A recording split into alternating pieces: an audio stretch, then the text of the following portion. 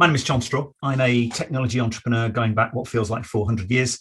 I've started 3 technology companies in the past 25 and sold them. I wrote a book on the convergence of disruptive technology and economics. And I'm a fairly frequent investor in technology startups in the US and the UK.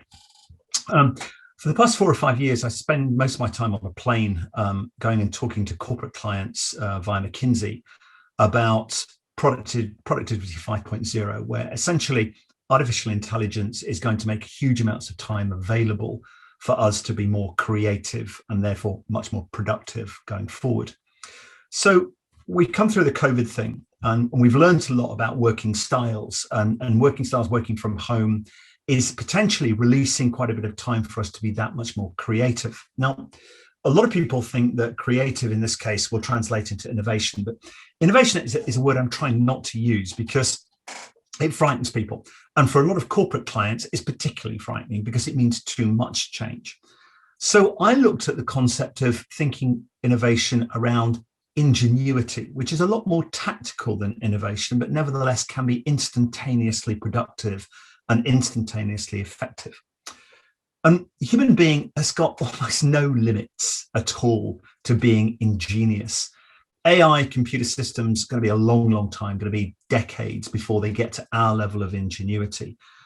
So what I wanted to do with this few minutes is just talk to you and talk you through some examples of ingenuity, and then talk to you about how some of the basics, how we become more ingenious.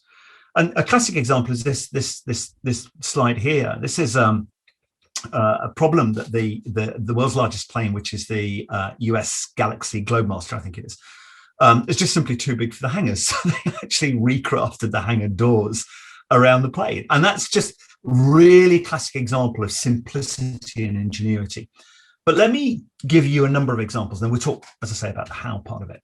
So what I wanted to do first was look at Glenlivet, the whiskey company. And Glenlivet wanted to expand the size of its global marketplace. But you can't force people to drink whiskey. But what they did think was that what happens if we made Glenlivet an integral part of some whiskey cocktails? And it's a great idea because theoretically you'd expand the marketplace to people that drink cocktails quite regularly. It was restricted.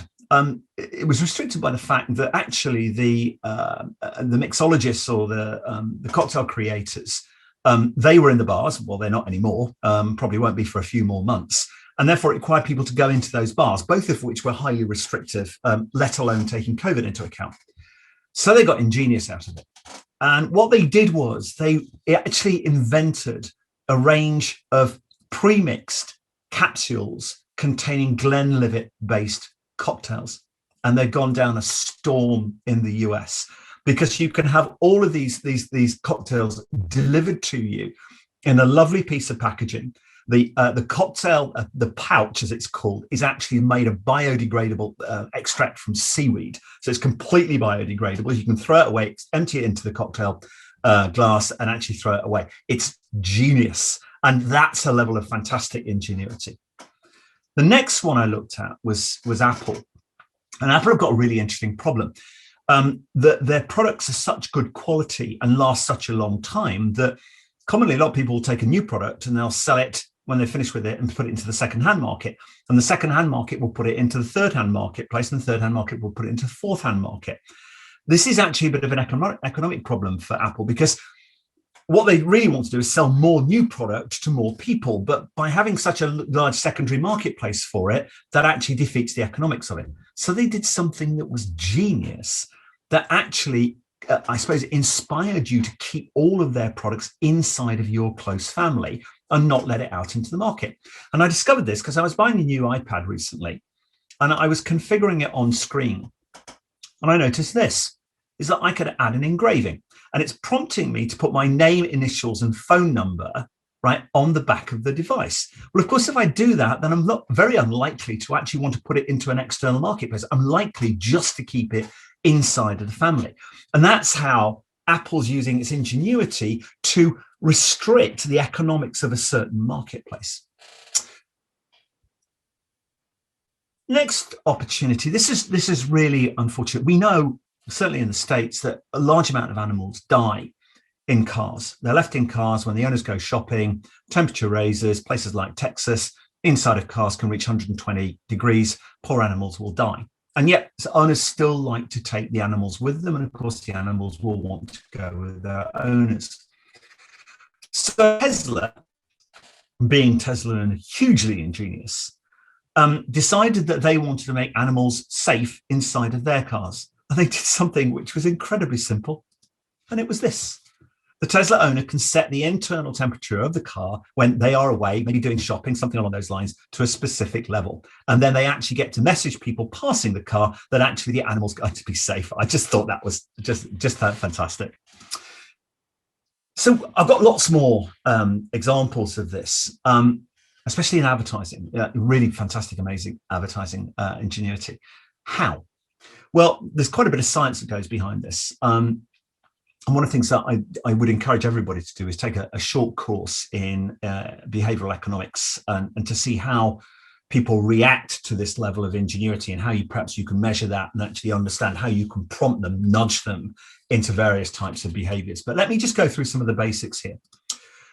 Let's have a look at ingenuity personal behaviors. This is how you would change to become more ingenious. First things first, if something is important enough, even if the odds are against you, you should still do it. And that's classic Elon Musk. You know, when he essentially reinvented the electric car, reinvented space communications, it's all about that. He doesn't actually discount crazy ideas. He has no barrier. And many of us carry barriers around in our heads about what we think should be done, could be done, or actually really shouldn't be done at all because it's like too dangerous. So you've got to remove a lot of that internal thinking. This is Marissa Mayer is a COO of Facebook.